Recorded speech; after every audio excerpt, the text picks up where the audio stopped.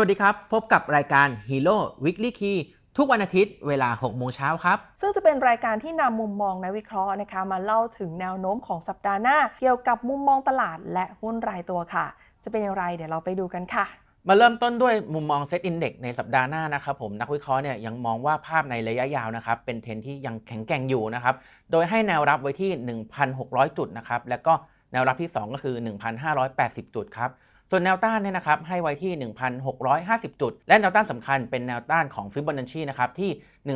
1,680 จุดครับโดยนักวิเคราะห์บอกว่าหากขึ้นมาถึงตรงนี้ได้นะครับผมต้องระวังนะครับที่จะมีโอกาสที่จะย่อตัวนะครับผมเดี๋ยวเรามาดูหุ้นในกลุ่มที่เป็นลูกศรสีเขียวกันนะคะนั่นก็คือกลุ่มแบงค์ค่ะซึ่งเป็นหุ้นกลุ่มที่เป็นหุ้นนำตลาดนะคะแล้วก็ทิศทางยังคงดีต่อเนื่องนั่นเองค่ะนอกจากนี้นะคะก็จะมีหุ้นที่กำลังฟื้นตัวนะคะซึ่งก็จะอยู่ในลูกศรสีฟ้าหุ้นกลุ่มนี้มีตัวไหนบ้างนะคะนั่นก็คือกลุ่ม Finance ค่ะกลุ่ม Trade นะคะกลุ่ม Tourism นะคะกลุ่ม Food กลุ่ม Health นะคะกลุ่ม Conmat ค่ะกลุ่ม Property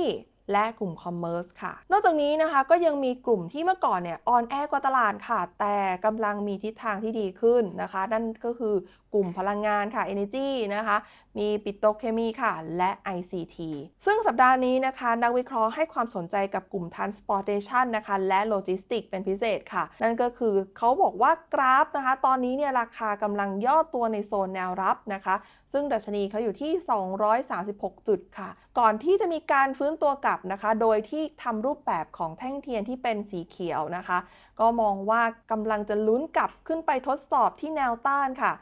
245ถึง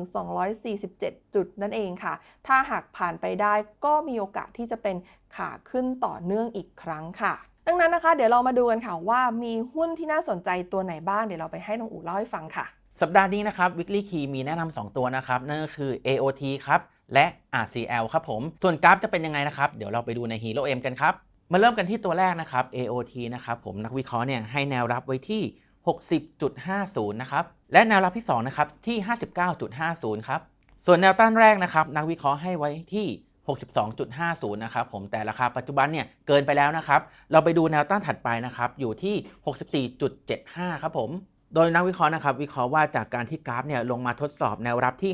60.50 นะครับก่อนดิดตัวกลับขึ้นไปนะครับก็มีโอกาสที่จะขึ้นไปทดสอบแนวต้านที่ 64.75 นะครับและหากผ่านไปได้นะครับก็มีโอกาสที่จะเป็นขาขึ้นอย่างต่อเนื่องครับทีนี้มาดูอินดิเคเตอร์ที่ชื่อว่า Hero Strong Trend นะครับอินดิเคเตอร์นี้เนี่ยเป็นตัวบอกความแข็งแกร่งของเทรนครับมีสีเขียวแบบนี้นะครับผมแสดงว่ามีความแข็งแกร่งของเทรนนั่นเองครับส่วนตัวที่2ครับ RCL ครับนักวิเคราะห์เนี่ยให้แนวรับไว้ที่